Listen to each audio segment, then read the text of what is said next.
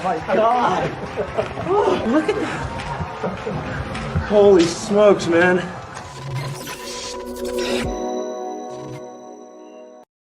Today is Friday, October 28th, 2022, and Elon Musk takes over Twitter, fires all executives, including the salty, nasty Twitter lib who banned Donald Trump. Nancy Pelosi's husband is attacked in a break-in in their San Francisco home, and Don Bolduc joins the show, Senate candidate from New Hampshire. My name is Benny Johnson, and this is The Benny Show. Ladies and gentlemen, do we have news for you? And it's all coming out of San Francisco. There are some major stories breaking right now out of San Francisco. Some of them are good. Some of them are terrifying. And here is a terrifying one. We will start with the breaking news this morning.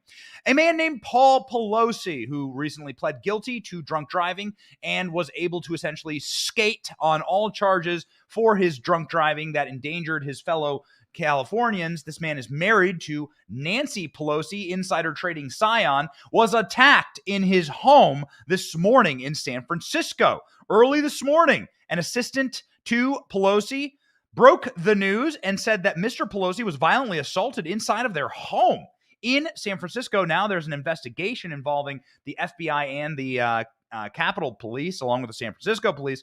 Mr. Pelosi was taken to the hospital. He's receiving medical care and is expected to make a full recovery. Speaker Pelosi was not at the location at the time. The speaker and her family are grateful for first responders, and this is how the statement goes.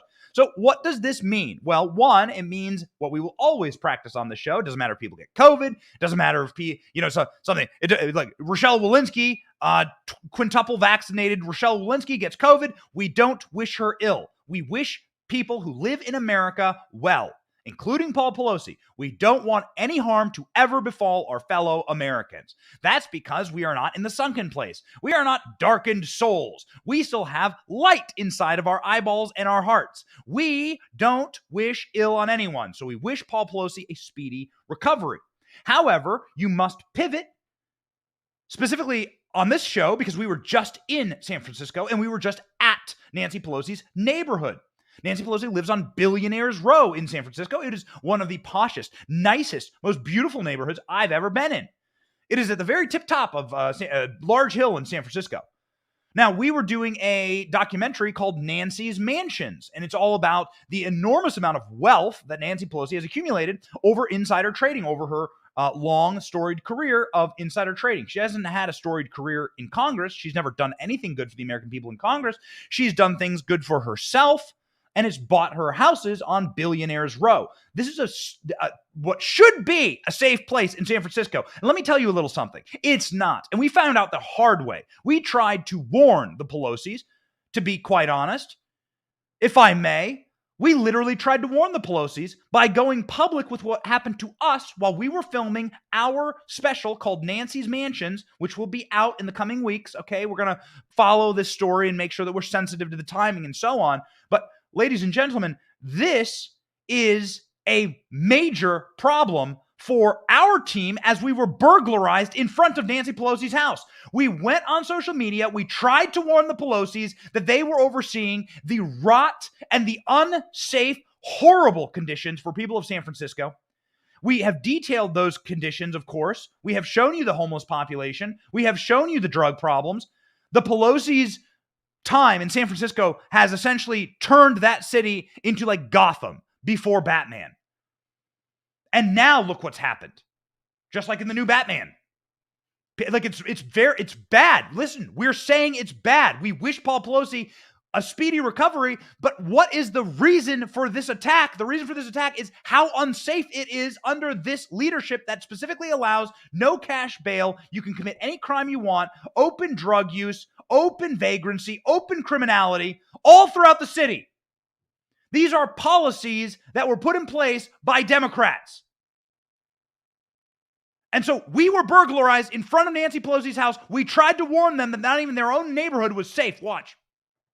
Hey, so listen, My backpack got stolen yesterday across the street from Nancy Pelosi's house. We were here filming, and while we were out, I had my backpack in the car. Someone reached in and pulled it out. I can't believe in this city, in Nancy's district, across from her house, our stuff is getting stolen. Not much was in there. My hoodie, my favorite backpack, things like that. But it's embarrassing. You know, we came here to capture the crime and the homelessness, and outside of Pelosi's house, it happened. Not only did we capture it, but we experienced it. Can't believe it. Yo, that was Royce. You all know Royce. Royce is our wonderful director of photography here at Team Benny. What happened, Royce? Well, I hope there's no echo because Benny's mic is over there. But we were simply across the street from Nancy's house. There was Secret Service, and not even right next to Nancy are you safe. Not even in the nicest, like you said, poshest.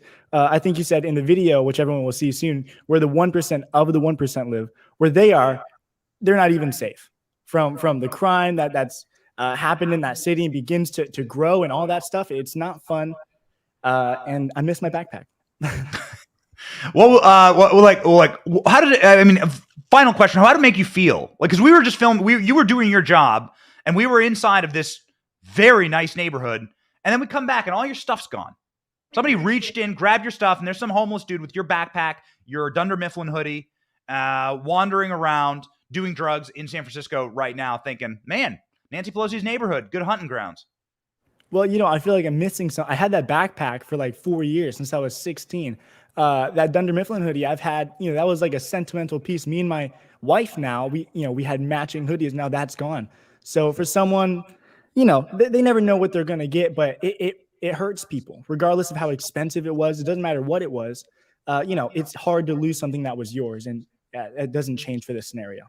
Seriously. Hey, listen, guys, stay safe if you are in California and get the hell out of there. Royce has been raised in Florida, and Royce just was sort of shocked at how bad things have gotten. It's like the third world. It's like the third world inside of the first world. It's insane.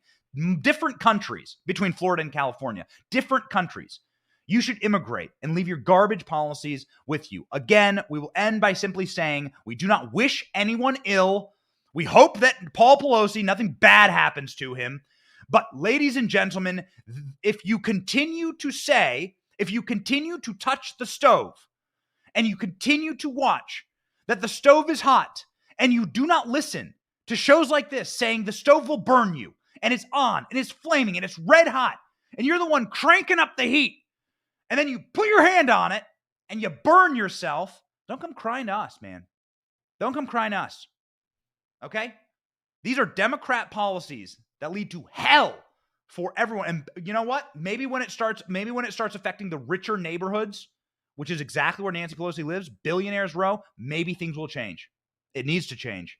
This life is hell in San Francisco, and you will see so very, very soon. Please check our newest San Francisco content. We went and asked people what they liked about Nancy Pelosi, lives in the heart of San Francisco. What did they have to say nice about Nancy? 40 years in office. Let's take a listen. Sir, what do you think about Nancy Pelosi? Oh, it's fine. I like her. Yeah? What's your favorite thing about her?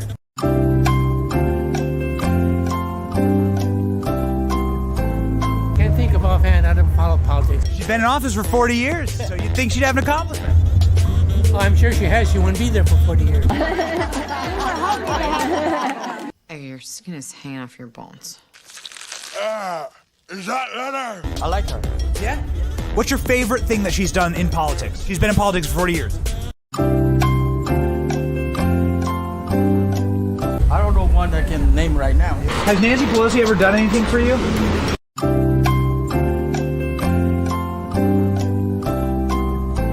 I'm sure she's done some good things. She's been around for 40 years. Can you name a good thing?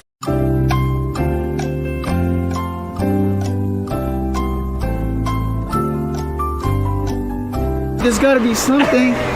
There's got to be something. Nobody could name a single nice thing. Royce and I filmed for hours and days in San Francisco and couldn't find a single person to say something nice about Nancy, who has represented that district and, again, plunged it into the darkened days of Gotham City without Batman and without the Dark Knight. Ladies and gentlemen, Nancy Pelosi has overseen the destruction of San Francisco. Maybe that's why she doesn't live in San Francisco. She lives out in a vineyard far, far away from her district. Way north in Napa Valley, one of the safest, richest, poshest places in America. That's where Nancy Pelosi actually lives. That's where their vineyard is. So Nancy Pelosi doesn't live in her district. She's overseen the destruction of that place. And it is liberal leftist policies that are finally coming home to affect the people who they were never intended to affect. This is what out of control, rampant crime and not prosecuting crime does to a place. It destroys it. I know firsthand. That's why I fled Washington, D.C. Okay, so ladies and gentlemen, people couldn't name what Nancy Pelosi had done in San Francisco, but they can certainly this morning name what Elon Musk is doing in San Francisco. Elon Musk, the purge begins. Elon Musk completes his $44 billion takeover, begins firing executives and reversing permanent bans. Drink the tears, so salty, so delicious. They're so, I sip them. The delicious tears, they're overflowing. They're molten hot. They've exploded out of the ground like the creation of Mount Doom and Mordor. They're just flowing.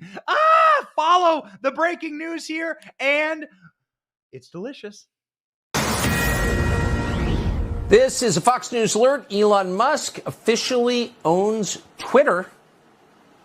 He bought it not to make money, but to restore free speech to America. If he actually does that, this country will change forever. Immediately after the news came out, the CEO of Twitter, Parag Agrawal, who came to this country and immediately started destroying our most sacred freedom, and the CFO, Ned Siegel, are both gone. Yesterday, Musk walked in the door of Twitter with a sink. Let that sink in, he said. As of tonight, the old regime is officially out, and Elon Musk runs Twitter. We'll see what happens. It could be amazing. The salt must flow. We love it. Thank you, William, on YouTube. The salt must flow. Willie Yancey on Facebook says, throw up some salt shakers, baby. Lefty tears taste the best, says the Kurgan on YouTube. Ladies and gentlemen, Elon is a friggin' man of men. Thank you, Marley Rome. You know it. And let's get the salt flowing. Elon Musk walked into Twitter, starting by trolling the libs, okay? He walked in with a giant sink, and he said, let that sink in. It's worth playing the clip. We'll never stop playing the clip. We'll start every show with this clip. It's the greatest clip that ever exists in the history of the internet. Watch.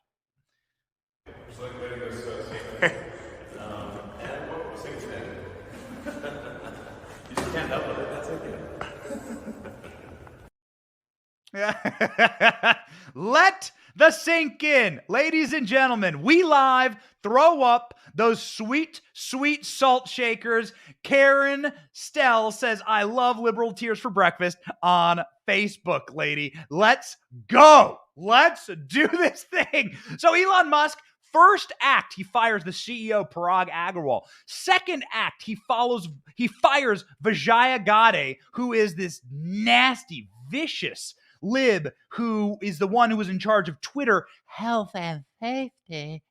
Twitter health and safety. What that actually means is everything I don't like is violence. Every opinion that hurts my feeling is literal violence. Royce and I were at the Bucks game last night. Got to throw the flag. Ladies and gentlemen, they are such freaks. What Elon Musk has done is essentially taken that like flamethrower that he had, right? Taken the flamethrower and like gone through and is just melting. He's just going through with the flamethrower, just melting the snowflakes inside of Twitter one after another. It is Bloody Sunday at Twitter. Here's a meme of Elon Musk going through and entering Twitter for the first time.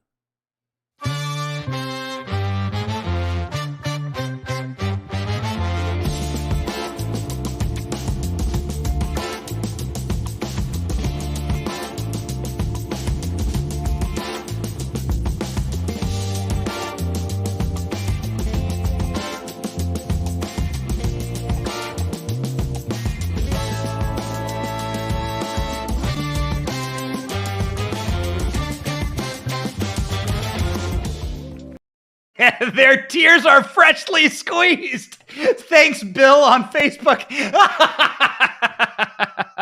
Oh, ladies and gentlemen, we are so excited to tell you that Elon Musk is the man that we all dreamed he would be when he entered Twitter. We thought maybe he would cuck out. Maybe there were some people, we didn't think this, but there were some people who were like, oh, Elon's going to get in there and he's going to do his thing, play both sides. Nope. Musk took the struggling social network private Thursday, ousting Chief Executive Parag Agrawal, Chief Financial Officer Ned Siegel, according to the source, who spoke on the condition of anonymity. Parag and Siegel were Twitter's San Francisco headquarters when the deal closed and were escorted out. They were escorted out of the office, kicked them right in the ass, and kicked them into the street. Don't hit any syringes on your way. We know it is a San Francisco street, so it is filled with the shit of tweaking drug addicts. So please don't hit any of those on your way out, along with Vijaya Gadde, who's Twitter's top legal policy executive, and Sean Edgett, who's general counsel, according to the Wall Street Journal. Yo, yo, yo. Drink the tears. Drink them. Adios. See you later. Elon is your friend, okay? Elon is your friend. Let's remember, Elon got rid of this lady. Here's the vagina. This is clip E6, Royce. Elon got rid of this lady. This is before she banned Trump. Before she banned Trump. And let us say the reason why this is important is because Twitter banned Trump first. They set the precedent. Everyone else who works at every other social media company lives on Twitter. They follow Twitter's orders. They march along with what Twitter does. Zuckerberg and the Google guys are sitting over there being like, okay, what's Twitter doing? They follow the instructions, essentially. They let Twitter take the lead. And so this is why it is so important what Elon Musk is doing, because they all follow along like Pied Piper with the Twitter libs.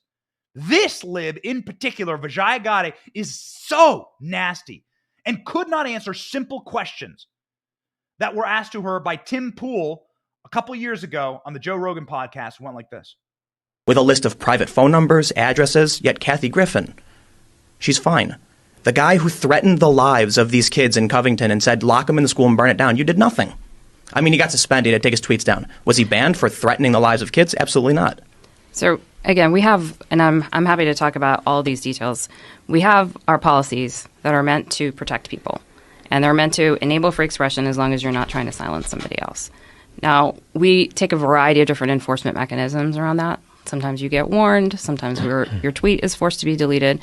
It's a very rare occasion where we will outright suspend someone without any sort of warning or any sort of ability to understand what happened. What did you guys do with it? But Tim, those accounts were actioned. They may not have been actioned the way you wanted to, but the tweets were forced to be deleted, and the account is took a penalty for that. So I understand that. What kind of a penalty? Well, again, as I said earlier, Joe, we don't usually automatically suspend accounts with one violation because we want people to learn. We want people to understand what they did wrong and give them an opportunity not to do it again.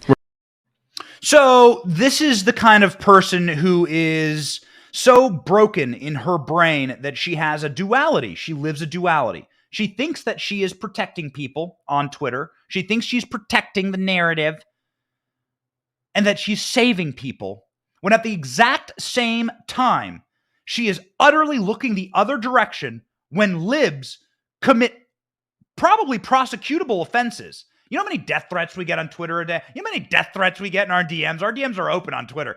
And it's like 4 a day, at least. They don't care. It doesn't matter because Twitter isn't real. Twitter was always just a tool in order to suppress conservative voices, to deboost conservatives, and to increase artificially the value of liberal conversation in order to act as a Trojan horse or as a, what would be the right metaphor here, in order to act much larger and to seem much more ominous and to seem much more powerful than the reality demonstrates. Because the reality is that we are 80% of the country. 80% of the country believes like you, believes like me. And that includes like a Tulsi Gabbard. That includes common sense Democrats. 80% of the country. No child indoctrination. No child mutilation. Close the borders. Strong dollar. Bring jobs. Repatriate jobs back to America. No predators in the White House. Most of the country believes this stuff. It is the extremist freaks that were artificially propped up on Twitter, and they felt as though they were winning because Twitter artificially Fugazi. They made it fake. It's a fake world, and now that world is coming crashing down. Will it bring back the return of Donald Trump? Elon Musk said yes. Here's what Elon said about bringing Trump back.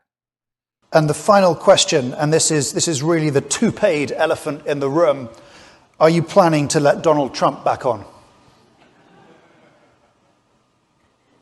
Well, I think there's a general question of should Twitter have permanent bans?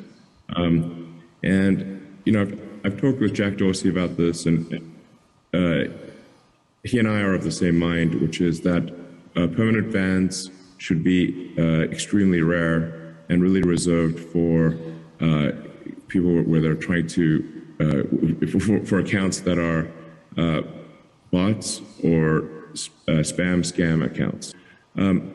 I guess the answer is that I would reverse the perma ban. I would reverse it. So, Elon, we have a question for you. We have somebody on our staff who is perma-banned for absolutely no reason. His name's ALX, and he joins the program right now.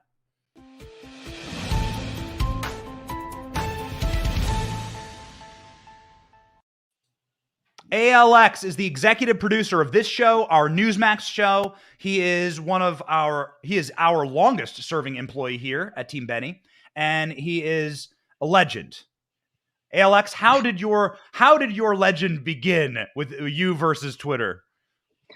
So I posted a meme of Joe Biden, and I had Xi Jinping saying Xi Jinping supports Joe Biden for president, and it was a meme.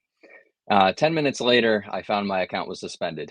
Twitter's official position was that meme did not cause my suspension. We don't know the true answer because they really didn't give a clear reason. So for the past 2 years, we've kind of been fighting at it, you know, trying to get an explanation and trying to get my account restored. So maybe this takeover will get it restored. It seems that Bloomberg is reporting that accounts are going to be restored. And my prediction is that Alex Jones will probably be the first one restored, or Project Veritas, or even Trump, maybe at noon today or 5 p.m. today, I'm guessing. We'll see. So you think Trump is coming back? I do. Based on Elon's past positions on this, and then his text messages that were released in the lawsuit saying that was one of his top priorities, is reversing permanent suspensions. And I would think that a former president would be at the top of his list to restore. So yes, I think he's coming back. Hey, Alex, I'm listening to you, and I'm scrolling through the comments here, and there's dozens of comments saying I'm getting on Twitter for the first time. This seems like a very smart business decision, perhaps, by Elon. Am I wrong? Oh yeah, totally. It's kind of funny. So the position of people on the right wing is more speech. So they want to welcome everyone. And then you have, I'm seeing a new social media app on the left that comes up, and their marketing is, hey, we're going to ban all right wing speech. And I'm thinking to myself, who thinks that that's a wise strategy? Join our platform so we can ban everyone else with opposing opinions. And that's how they're marketing their app. Now, in this alternate reality that's just been created, Twitter is now the free speech platform, which welcomes everyone. Yes. And they're all melting down because other people's opinion are welcome on the platform. I mean, that's the best decision that Elon could make, would be to welcome everyone back. Do you think, and there's so many people saying, bring Donald Trump back. There's just comment after comment after comment. Guys, we are putting up the comments. We get thousands of comments on this show. We're putting up the comments as they roll in. We love all of you. We'll shout you out. We love this audience. We want to bring back ALX. We need to bring back ALX. ALX, what do you think the reaction will be when Donald Trump gets his account back? So you're saying Donald Trump gets his account back. What is going to be the equal and opposite reaction on the left? There's going to be a clear meltdown. I'm guessing Joe Biden will come out and say it's a threat to democracy to have Trump back on the platform. And like I said, it was kind of funny when the rumors started back like 5 months ago, and Twitter released this whole statement: Donald Trump is never coming back to the platform. And then it's like, well, I mean, you guys don't control the platform anymore, so now it's really not up to them anymore. So, So I just want everyone to know, one, you can follow ALX on Instagram, Getter, Truth Social. You can follow him on those accounts. He has a very quickly growing Instagram account, and he is the best at breaking news. ALX is the best producer in the business, and we are blessed to have him here at this company. However, he is particularly gifted at Twitter, and it is my contention that they banned him at Twitter in order to silence a very gifted young man. They silenced a young man. ALX is 26.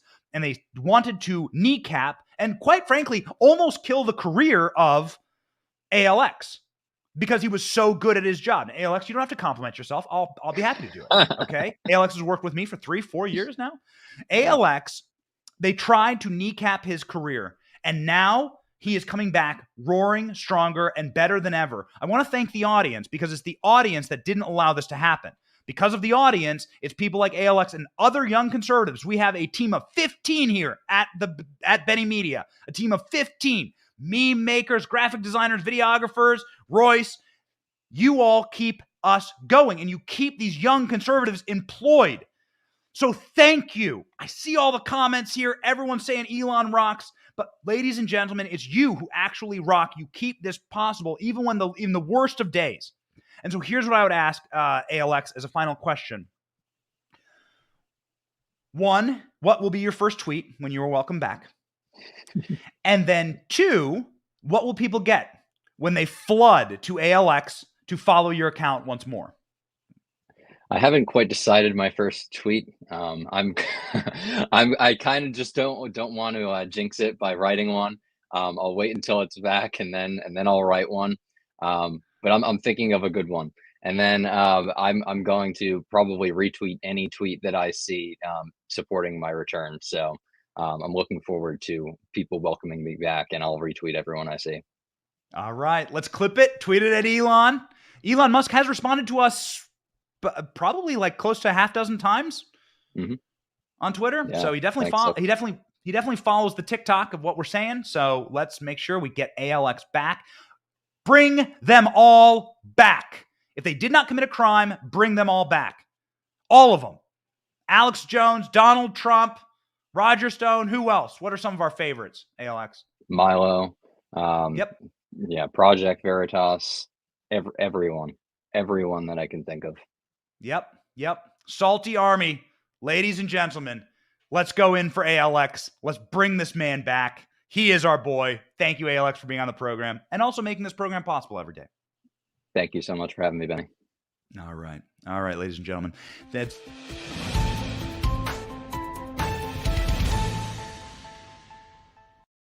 Let's make sure that we flood ALX's account. When it is back, you will hear from us on all channels. We will treat it as critical breaking news, and we will flood ALX with new followers and love that he deserved for the last few years when he was wrongfully silenced. Ladies and gentlemen, someone who is going to be joining the program here in just a moment is going to be the Senate candidate for Republicans in New Hampshire. He is a brigadier general. He is a total badass. He has done large speeches with Spartan weaponry. The guy is a legend, and we've been very, very excited to bring him on. Team, let me know when the good general is ready to go. Here we go, ladies and gentlemen. However, and by the way, his name's General Bolduc. Don Bolduc will be on the program. I think he's getting set right now, and we're very excited. New Hampshire is certainly a winnable Senate seat. Elon Musk, by the way, and ALX said that he will, Joe Biden will be calling it a threat to democracy, right, when Donald Trump comes back to Twitter. Here's what Elon Musk said about Joe Biden. We dug this clip up. This is a very rare clip. Elon Musk destroying Joe Biden. Have you seen this one? They wanted to keep this one from you. Listen to the richest, most successful African American in the world just absolutely torch Joe Biden from space with a SpaceX satellite flamethrower, I guess. Let's invent one of those. Here's Elon Musk on Joe Biden. But it's not as if Biden has flipped the script and said, okay, we're going to go 180 degrees in the other direction. He's kind of kept it the same, which has been really surprising, actually. Man, it's hard to tell what Biden's doing, to be totally frank. I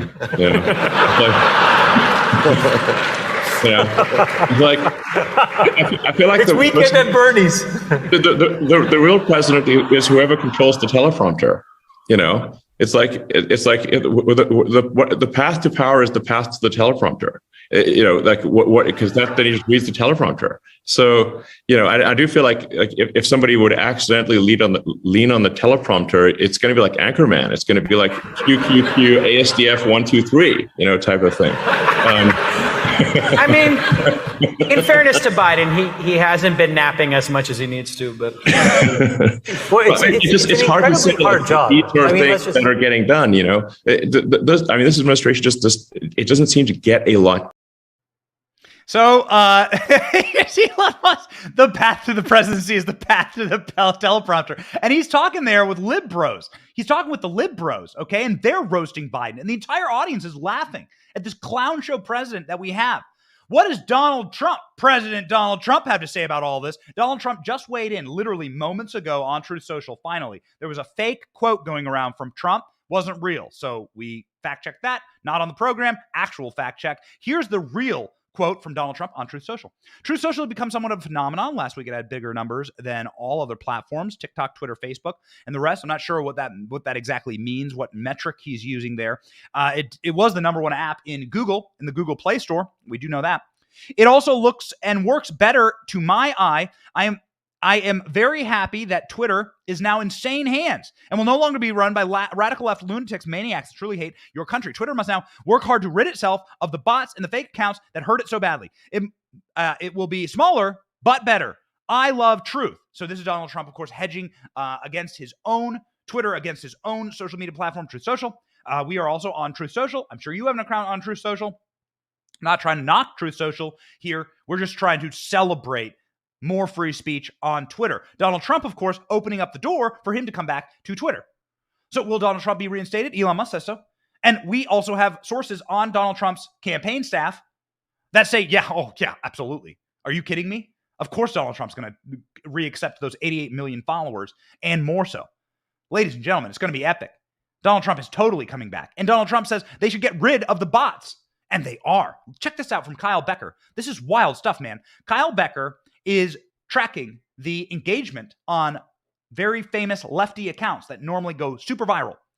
So the lefty accounts that normally go super viral here, the Brooklyn Dad, David Levitt, Occupy Democrats, dude, these accounts have suddenly stopped getting engagement. Like they're collapsing.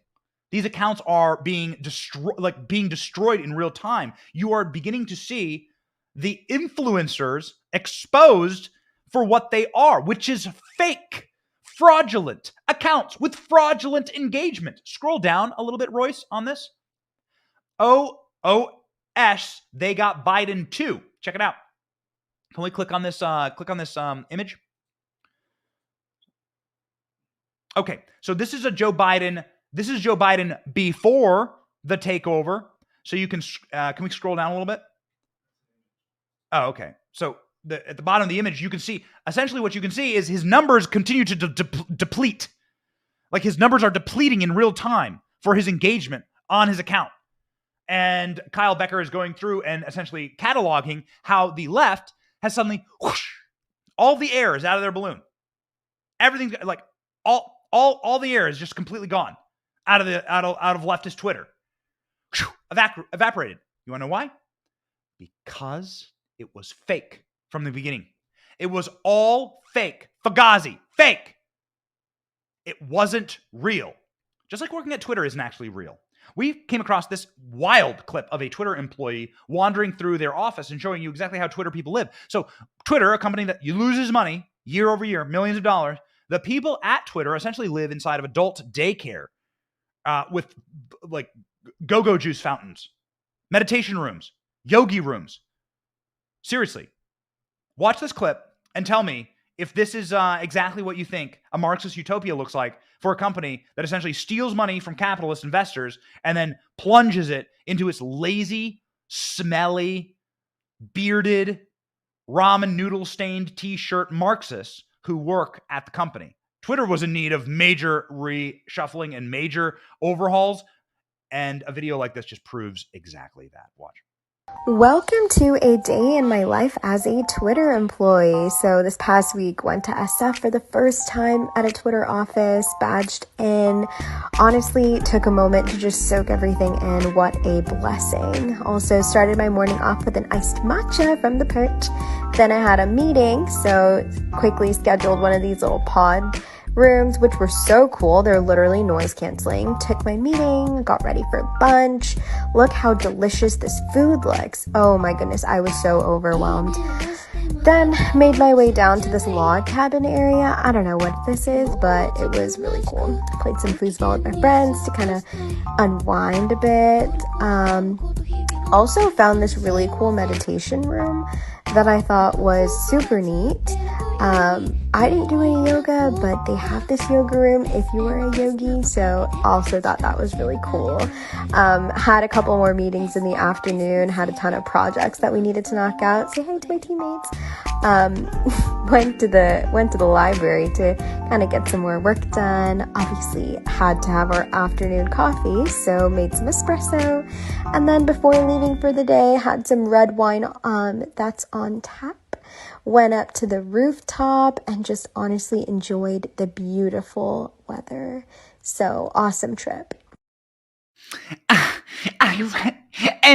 had my wine up on the rooftop in San Francisco, and then what happened was a homeless man shit his pants on the street in front of me, and then the homeless man took out a syringe and stabbed me in the foot while I was drinking my wine, and then he had a crack rock that came and rolled out of his mouth into my wine, and I drank it because I want equity and diversity and inclusion, so I drank the crack rock. Thank you, Nancy. Thank you. I hope this person was fired. I mean, legitimately, I'm not in favor of somebody losing their job, but I am certainly in favor of people working for a living and doing real work. Exactly what does that person do? Other than make TikToks about how great it is to defraud your investors, which is what Twitter was. It was a mechanism to defraud investors and a mechanism to boost artificially the value of leftist dialogue and leftist hashtags and leftist trends. And it is now dead and buried in the backyard, and good riddance. Seriously. We need to start living in the real world. Censorship is not a business model. If you go woke, you go broke. Live by those rules. And that goes for Google, that goes for Facebook, that goes for absolutely everyone. We love the salty tears, says Brandon on Facebook. Yes, we do. Bye, birdie. Ladies and gentlemen, lots of rees, lots of salt, and we are here for it. Bring them all back. God bless Elon Musk, the greatest alpha move that we have ever seen and may ever see in our lifetime. And it's happening right now. So, say a prayer, throw up your salt shakers for Elon. We should maybe get us like a salt shaker for the show or something. Throw them up for Elon. And ladies and gentlemen, we are winning. We've been telling you for a long time. We are winning.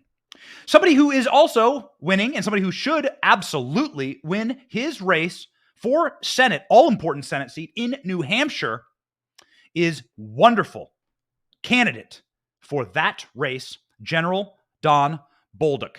He joins us next.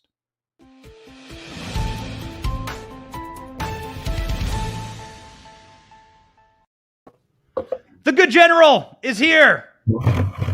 How are you, sir? Hey, what's going on? We've been fans of yours.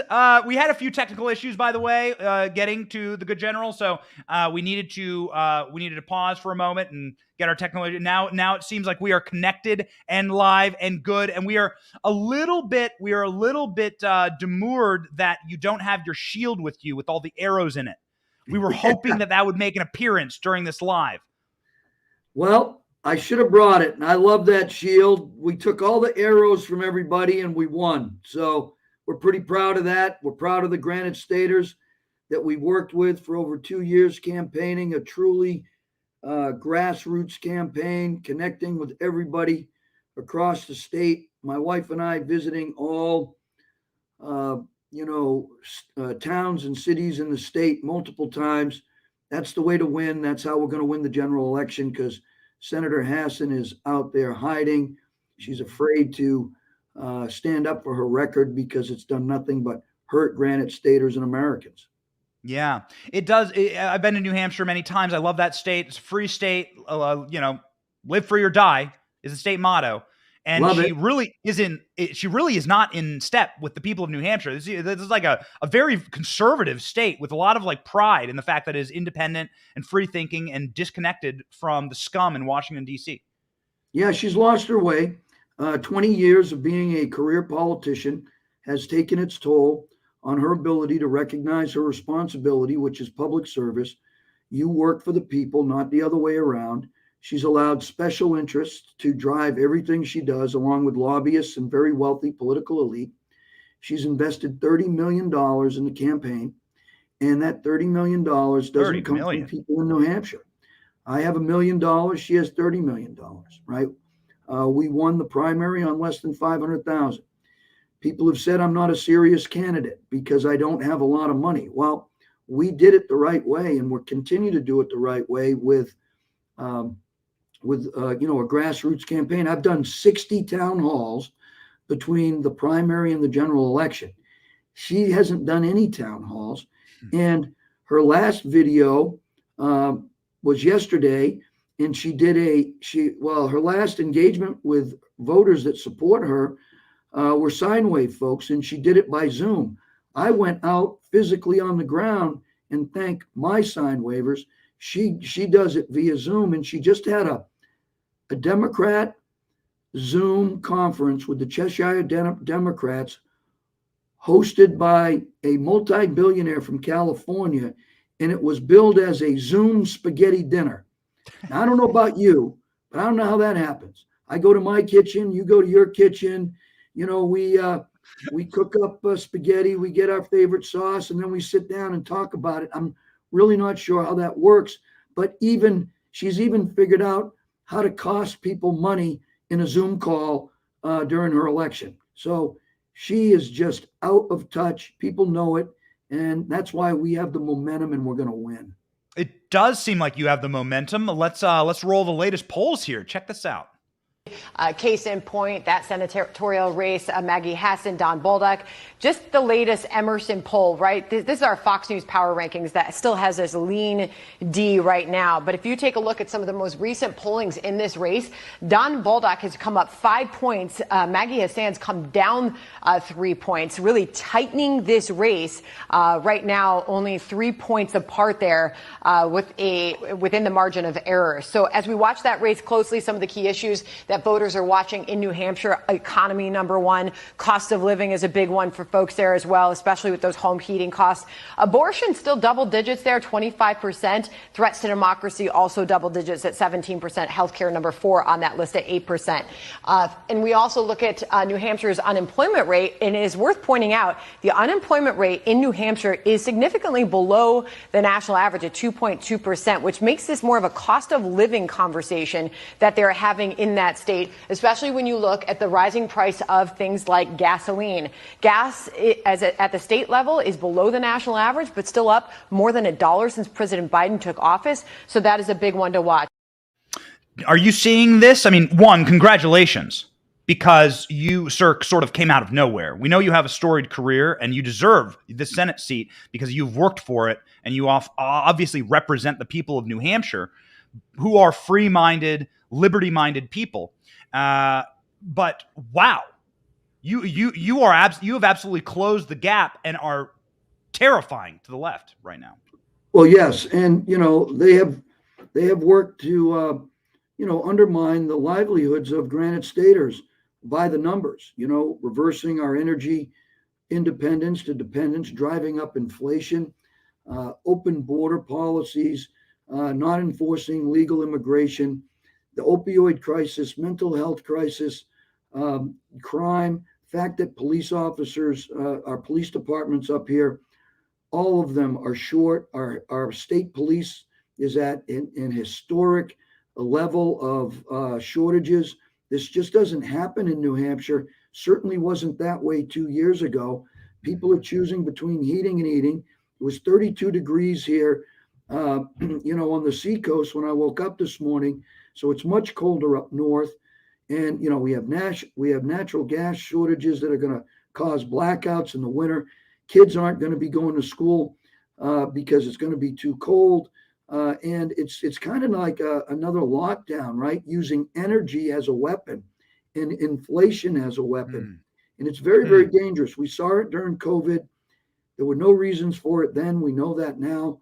There's no reason for this hardship. It's her fault. She refuses to take accountability for it. And it's easy to point out. She tries to deflect by minimizing her, her engagements with Granite Staters. I signed up for 7 debates. She's only done 2 with me. We'll do a 3rd one here next week on WMUR TV.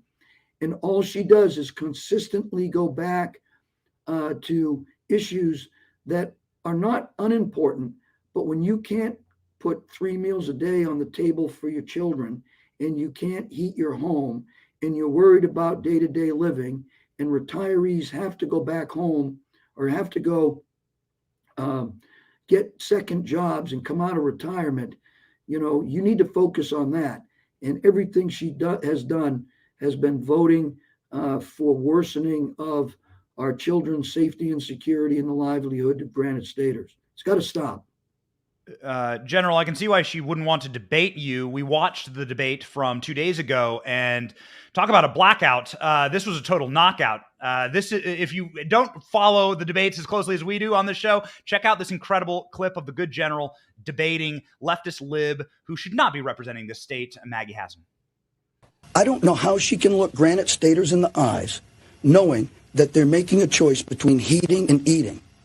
I've been out there holding the hands of moms and dads and retirees who can't afford to live right now. A family who was moved out of their home because they can't afford their home into a 3-room apartment with their 3 children. Okay, we've got to... This is disgraceful. It's wrong. I've pushed the Biden administration to release more home heating fuel right now from its reserves so that we can increase supply. We also came together, and I led a bipartisan push to increase home heating assistance because right now these immediate costs are really hurting people. I mean, what? There it is. You have Katie Hobbs as a senator. That's what you got. You got the cat lady librarian who just wants to lecture everyone about how great things are while she's destroying people's lives. I mean, this was an incredible debate performance. You clearly won that, sir. Oh yes, we won it, and it was rigged in every way possible against me. It was at NHPR. The moderators' questions were all designed in her wheelhouse, but I just kept taking it out of the wheelhouse. All the people in the audience were masked. That was a requirement. They had to be masked. What? And I had 2 supporters in that audience of 45 initially, but after the debate, several people came up to me and said, listen, I'm a Democrat or an independent. Several people came up and said, after this debate, I'm changing my vote and I'm supporting you. You will go to Washington, D.C., and you'll fix this. We don't agree with you on everything, but we do believe that you will serve us. And I said, yeah, the requirement isn't to agree on everything. The requirement is to serve people and do better for people. And she clearly doesn't do it. And you saw, I faced the audience when I spoke. She faced the moderator. And by the end of the debate, she was hanging her head. What a totally weird format. And of course, you're up against not only your opponent, but you're up against the moderators, the people crafting the questions, the audience. It's like going on The View. It's 500 against 1.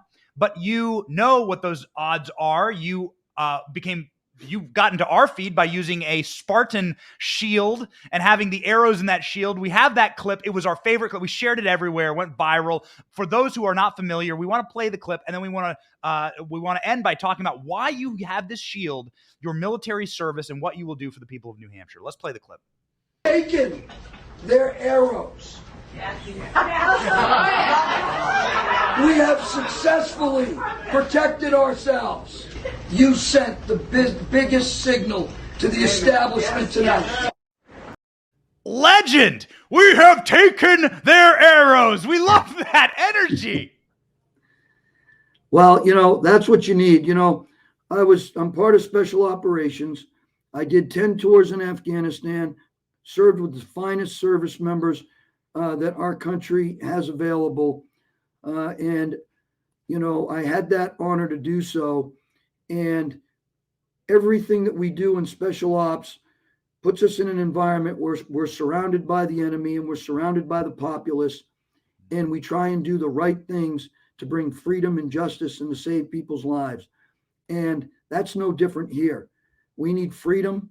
We need justice. We need to save people's lives. We need to bring back the economic prosperity that we had 2 years ago, that President Trump established during his administration, the safety and security of Americans, of borders, respect the police, bring down crime, develop a foreign policy that makes us strong again by investing in our institutions, family, education, change the political institution from one that is self-serving to one that serves others, strengthen our military. And, these are the things that we need to invest in. These are the things that are important to Granite Staters and Americans. And that shield represents that. It represents protecting yourself from a government that is treading on the people. That flag exists because it is a warning to the government. Do not tread on me. And what our government is doing right now is treading on us in every way by weaponizing the government against its people. And that is inconsistent with our constitutional republic. It's inconsistent with our Constitution. It's inconsistent with the values and principles, God-given rights of life, liberty, the pursuit of happiness, and our never quit mentality of this country that is trying to be changed by people who want to weaken this great nation. We cannot allow that. I will not allow it. And I want to serve on your behalf to reinstate the greatness of this country here at home and abroad. Ladies and gentlemen, General Don Bolduc. If you are in New Hampshire, get out and vote. Get out and vote for this man. Let's flip the Senate, and then let's change the direction of this nation with a true patriot. Thank you, General. God bless you and Godspeed. Please go to donbolduc.com and help me out in any way that you can. It would be greatly appreciated. God bless you and thank you. This is the website right here. Here's the website. Look at that beautiful dog. Is that a black Labrador? No, what is this? That's a German Shepherd. Name is Victor. Okay. And he's 6 years old. He's a medical service dog, and he's just a great dog. I love him. All right, a good loyal dog, and we need good loyal senators to patriotism in the Senate. God bless you, sir, again, and Godspeed. God bless you too, and thank you. All right.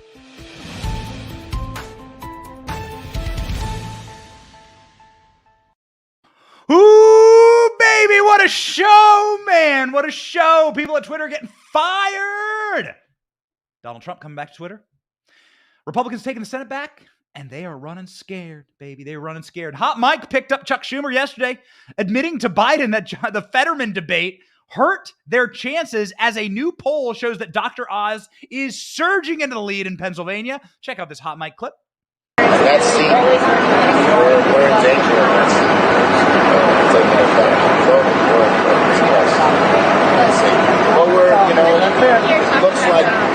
it looks like they didn't hurt us as much in Pennsylvania as it today, so that's good. And basically, we're picking up steam on that. Okay, so what Schumer was saying there is that the Pennsylvania, this is Hot Mike picking this up. He's saying the Pennsylvania debate did not hurt us that much. Okay, gotcha.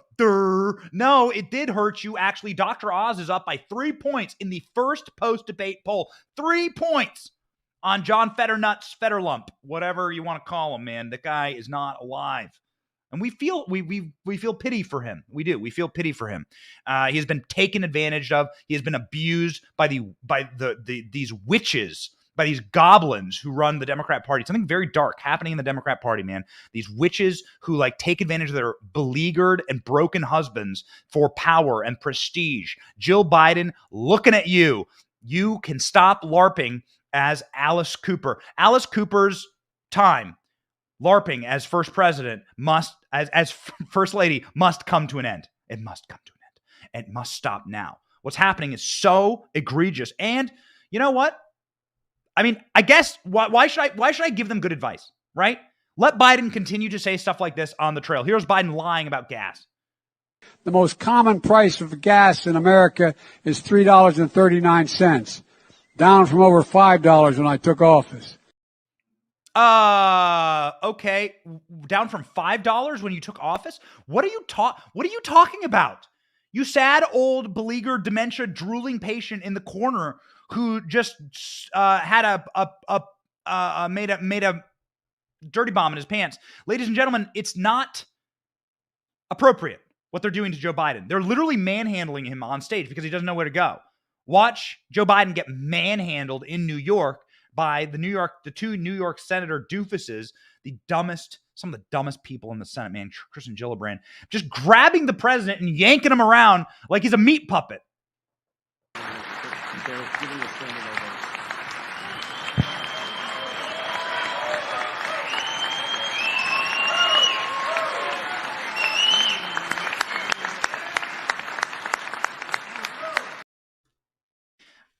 Okay. Yeah, go, no, over here, Joe. I mean, since when? You have two options. You have the clip. You remember the clip of Donald Trump where he was like pushing his way to the front and shoving other world leaders around, and Trump was like fixing his jacket. Got the Don shirt on, available at the Benny store. When Trump was like shoving around other world leaders and big alpha energy moving to the front, right? That you can do that. Or you can have the president that gets shoved around. Okay? Those are your options. Sick people. Absolutely perverse, sick, dark ideology, these leftists, man. Fetterman often struggled to communicate during the debate. Of course, we covered that. And now the first polls are showing that Dr. Oz is up in Pennsylvania, which is huge. Chuck Schumer clearly terrified of that and trying to break the news to Biden. Sad, beleaguered old men.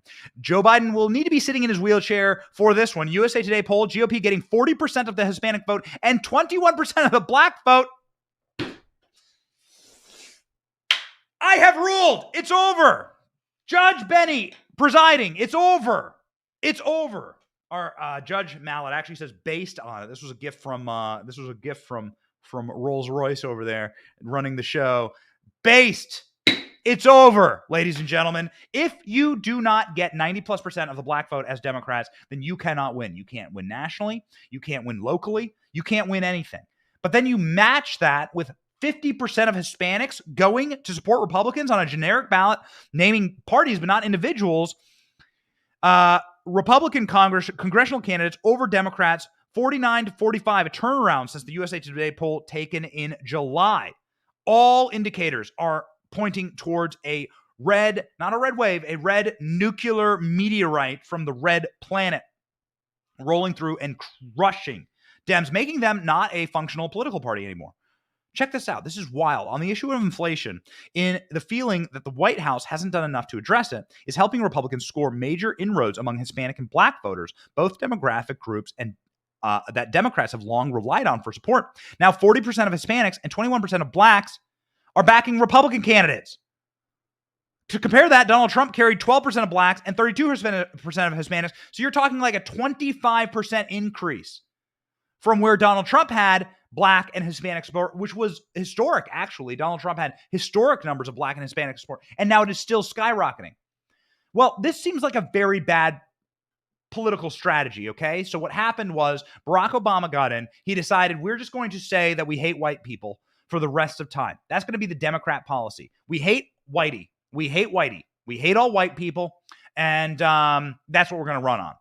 And we're just going to disparage the largest group of people here in this country. Now, of course, it should be illegal. It is illegal based on the 1964 Civil Rights Act to have any type of discrimination or qualification based on race in America. So it is still mind-boggling to me that my driver's license has to say my race, that I get asked my race every time I buy a gun. Like, why is that exactly? Can somebody explain that to me? When you're like getting on a plane, like why exactly do you keep people put into groups? Morgan Freeman had a really cool clip on this in 60 Minutes a couple years ago. Could never say it today. Morgan Freeman's like, I think that we'll stop caring about this stuff when you stop asking about it. I just want to be considered a person. I don't want to be considered a black person. I'm just an American, okay? And that's the way that everyone should view life. We are all created equally under God and valuable to our Creator who loves us, who doesn't care about the amount of melanin in our skin based on where our ancestors came from 1,000 years ago. It is utterly irrelevant. So thank God that blacks and Hispanics are breaking for a party that views the world that way, because blacks and Hispanics do not want to be viewed as some type of homogenous, brain-dead group that just votes in lockstep like zombies every 4 years for people that are going to betray them. No, it's a good thing. Become awake.